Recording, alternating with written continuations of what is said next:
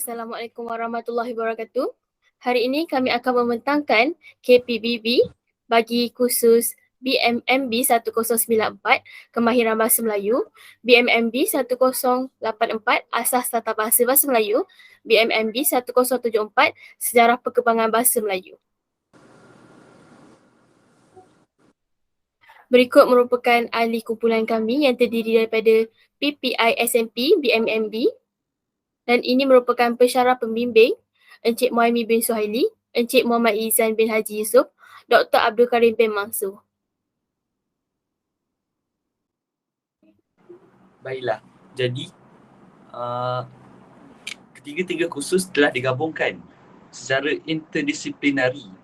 Jadi di sini kami akan berkongsi pengalaman kami melalui interaksi kuliah dan juga tutorial, iaitu melalui kerja khusus gabungan ketiga-tiga kursus ini. Jadi ini merupakan CLO bagi BMB 1094. Seterusnya, ini merupakan CLO bagi BMB 1084. Dan yang terakhir, inilah CLO yang terdapat di dalam BMB 1074. Jadi, CLO inilah yang telah dipilih bagi tugasan kerja khusus ini. Jadi, saya akan merungkai CLO yang telah dipilih. Untuk BMB 1074. Untuk BMB 1074, kemahiran yang terdapat dalam CLO ini ialah menjelaskan dan pengetahuannya ialah asal-usul bahasa Melayu serta sejarah awal perkembangan bahasa Melayu. Seterusnya, bagi BMB 1084, kemahiran yang terdapat di dalam BMB 1084 ialah menilai dan pengetahuannya adalah pengetahuan asas mengenai sintaksis. Bagi CLO untuk kursus yang terakhir iaitu BMB 1094, kemahiran yang terdapat di dalam CLO yang telah dipilih adalah menunjukkan cara dan pengetahuannya adalah aktiviti kemahiran mendengar bahasa Melayu dan aktiviti kemahiran bertutur bahasa Melayu. Selepas aktiviti berungkai, kami telah menjemakan pengetahuan tersebut menjadi pengetahuan dan mendarabkan konsep mikro dan makro menjadi TBI. Jadi, TBI adalah the big idea, iaitu idea utama. Jadi, idea utama yang telah kami dapati untuk kursus ini adalah mengenali sejarah mendalami bahasa. Okay.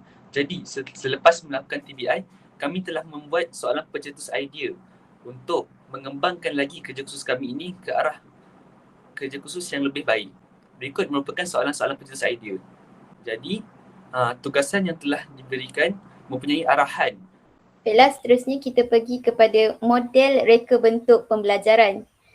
Di dalam model reka bentuk pembelajaran ini, kami telah memilih dua aspek, iaitu pemanfaatan digital dan juga rakan pembelajaran. Di dalam pemanfaatan digital, kami menggunakan 3 kaedah, iaitu yang pertama menggunakan kaedah Google Form. Kaedah Google Form ini digunakan adalah untuk membuat penilaian. Jadi kami gunakan ia untuk membuat penilaian awal dan juga penilaian akhir sebelum penambahbaikan dilakukan. Jika kita lihat, ini adalah hasil selepas penilaian akhir dilakukan, di mana berlaku peningkatan dan prestasi pelajar. Seterusnya, kami menggunakan aplikasi digital CourseSpace. CourseSpace ini digunakan untuk menjadikan pembelajaran menjadi lebih interaktif kerana menggunakan konsep kartun sambil menjawab soalan dan sebagainya. Seterusnya, kami menggunakan aplikasi digital YouTube. Kami percaya bahawa dengan YouTube ini dapat menarik minat-minat pelajar untuk lihat dokumentasi kerja kami. Dan video ini dapat kami tunjukkan kepada pensyarah, orang luar dan juga sesiapa sahaja. Seterusnya, aspek yang kedua, rakan pembelajaran. Dalam rakan pembelajaran ini, kami rakan-rakan dan juga pensyarah serta berkolaborasi dengan pihak luar untuk menyiapkan tugasan. Dan kami juga dapat menimba ilmu yang lebih luas. Sebagai contoh, kami telah menyertai bengkel penghayatan teater yang berkolaborasi dengan Jabatan Kesenian Negeri Sembilan. Jadi kami menggunakan ilmu-ilmu yang diberikan oleh pakar untuk menghasilkan tugasan kami dengan baik. Seterusnya, model pembelajaran murid. Model pembelajaran murid ini kami gunakan yang pertama dari aspek perhubungan. Dalam aspek perhubungan ini, kami mementingkan perbincangan antara rakan-rakan dan juga pensyarah untuk menyiapkan tugasan. Tetapi yang paling utamanya adalah dengan bantuan rakan-rakan unit BM. Seterusnya, aspek belajar, cara belajar. Banyak inovasi yang kami gunakan dengan menggunakan kaedah ini. Kami mampu menyiapkan tugasan tersebut kerana kaedah ini sangat berguna. Yang pertama, kaedah pusat 3X. Dan pusat 3X ini dia membantu pelajar untuk menyiapkan tugasan secara tersusun dan sistematik.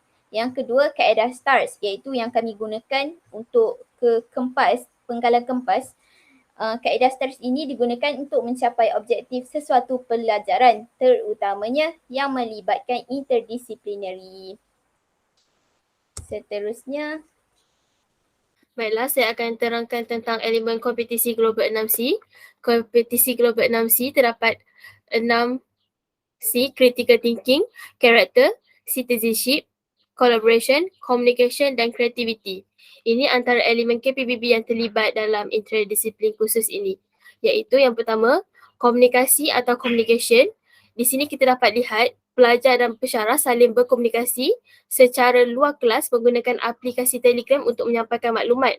Manakala yang seterusnya iaitu kolaboratif atau dikenali sebagai collaboration, kita dapat lihat pelajar bekerja dalam kumpulan untuk menghasilkan sesuatu idea yang bernas. Buktinya, pelajar telah mengupload banyak tugasan di atas talian seperti YouTube.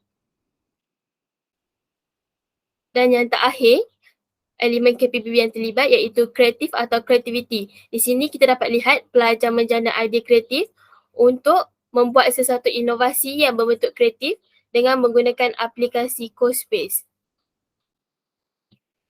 Seterusnya, kami juga menggunakan elemen kerangka 3E dalam kursus ini. Yang pertama, engagement iaitu keterlibatan, enhancement iaitu peningkatan, manakala extend iaitu pengeluasa pengetahuan.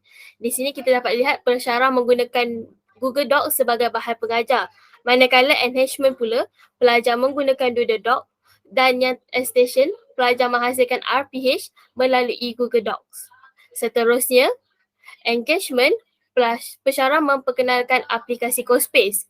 Kemudian, murid menghasilkan tugasan melalui aplikasi CoSpace dan pengetahuan perluasannya, pelajar menghasilkan tugasan bahan pembelajaran melalui aplikasi CoSpace berdasarkan Pusa Doc. Baiklah, seterusnya bukti produk yang dihasilkan dan pengetahuan baharu yang dapat daripada tugasan.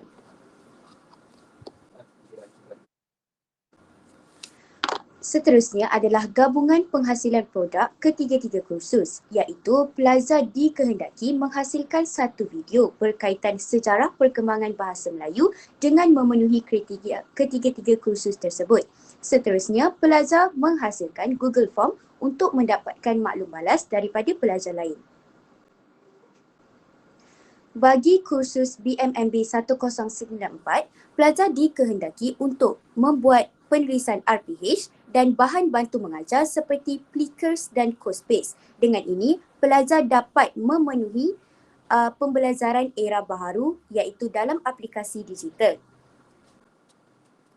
Seterusnya, bagi kursus BMMB 1084, pelajar diminta untuk menghasilkan slide pembentangan tata bahasa mengikut kreativiti. Dengan ini, pelajar dapat merangsang daya kreativiti dalam membina bahan bantu mengajar yang kreatif dan menarik.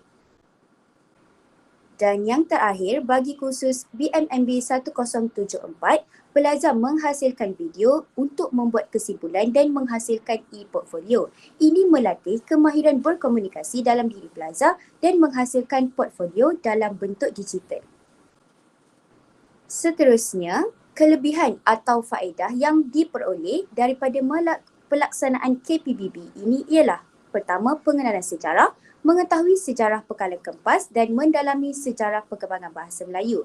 Seterusnya, kemahiran digital dapat melahirkan pelajar yang berkemahiran tinggi dalam bidang TMK. Seterusnya, dapat memupuk kemahiran insaniah dalam diri pelajar, iaitu kemahiran berkomunikasi dan kemahiran bekerjasama dalam kumpulan. Seterusnya, sepanjang melakukan KPBB, terdapat cabaran dan halangan yang dihadapi, iaitu sumber di internet. Terdapat beberapa sumber daripada internet yang tidak dapat disahkan kesahihannya. Yang kedua, capaian internet yang tidak stabil bergantung kepada sesuatu tempat. Yang ketiga, penghasilan inovasi yang sukar. Sukar untuk menyiapkan tugasan inovasi kerana memerlukan kemahiran TMK yang tinggi dalam kalangan pelajar. Dan yang terakhir adalah cadangan penambahbaikan. Yang pertama, pelajar boleh mempelbagaikan sumber rujukan berkaitan sejarah perkembangan bahasa Melayu. Yang kedua, merujuk pensyarah atau mereka yang lebih mahir berkaitan pembuatan inovasi dan digital. Seterusnya, yang terakhir, mempelajari dan mempelbagaikan penggunaan aplikasi digital dalam kehidupan seharian. Sekian, terima kasih.